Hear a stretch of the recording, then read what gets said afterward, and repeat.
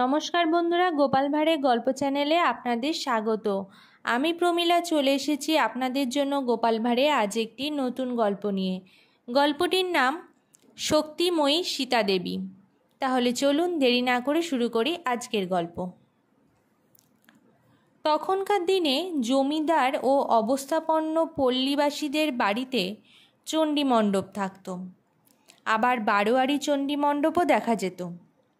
সেখানে রামায়ণ পাঠ শুনতে শুনতে গোপাল একসময় পাঠক ঠাকুরকে জিজ্ঞাসা করল, ঠাকুরমশাই, আপনার কথা শুনে মনের কোণে এক খটকা রয়ে গেল। পাঠক ঠাকুর জিজ্ঞাসু দৃষ্টি মেলে গোপালের দিকে তাকালেন। গোপাল বলল, ঠাকুরমশাই, সীতাহরণের ব্যাপারটির কথা বলতে চাইছি। লঙ্কেশ্বর রাবণ কিভাবে সীতা দেবীকে হরণ করলো, মাথায় গেল না। ঠাকুরমশাই বলছে, কেন? একটু আগেই তো আমি বললাম, রাবণ সন্ন্যাসীর বেশ ধারণ করে সীতাকে হরণ করে নিয়ে যায়। রাম লক্ষ্মণ তখন বাইরে। রাবণ সুযোগটি হাতছাড়া করল না। সে তখন সন্ন্যাসীর ছদ্মবেশে সীতার সামনে হাজির হয়ে কৌশল ও প্রবঞ্চনা সম্বল করে সীতাকে লঙ্কায় নিয়ে যায়। গোপাল বলল, ঠাকুরমশাই, আপনি তো একটু আগে এও বললেন, রাজা জনকের প্রাসাদের যেখানে হরধনু থাকত, সীতা প্রতিদিন সেখানে গিয়ে সেটিকে হাতে তুলে মুছে পরিষ্কার পরিচ্ছন্ন করতেন।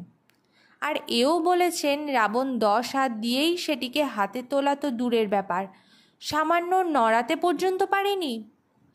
এমন অমিত শক্তির আধার সীতা দেবীকে রাজা রাবণ চুরি করে নিয়ে গেল শুনলে তো অবাক হবারই কথা। আর এ ব্যাপারটি নিয়েই আমার যত খটকা লাগছে, কিছুতেই মাথায় ঢুকছে না। ঠাকুরমশাই, আমার বিশ্বাস কিন্তু অন্যরকম। দেবী সীতা রাজার মেয়ে, বিয়ে হয়েছেও রাজপুত্রের সঙ্গে। দুঃখ কষ্ট কাকে বলে তার জানা নেই। স্বাভাবিক কারণেই সীতার পক্ষে বনবাসের ক্লেশ দীর্ঘদিন সহ্য করা সম্ভব হয়নি। তাই উপায়ন্তর না দেখে তিনি স্বেচ্ছায় রাজা রাবণের সঙ্গে চলে যান। সে কি কথা? পাঠক ঠাকুর সবিস্ময়ে বলে উঠলেন।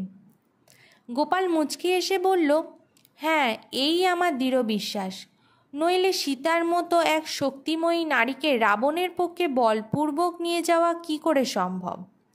সীতা দেবী কোষে এক থাপ্পড় মারলেই তো রাজা রাবণ অক্কা পেয়ে যেত।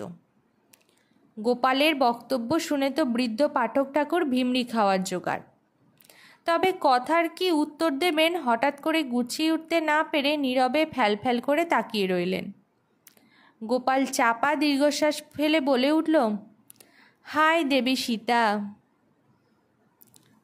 তো বন্ধুরা, এই ছিল গোপাল ভাঁড়ের একটি মজার গল্প, শক্তিময়ী সীতা দেবী।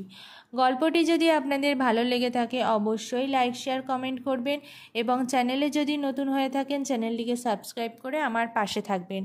ফিরে আসবো খুব তাড়াতাড়ি নতুন একটি গল্পের সাথে। ধন্যবাদ।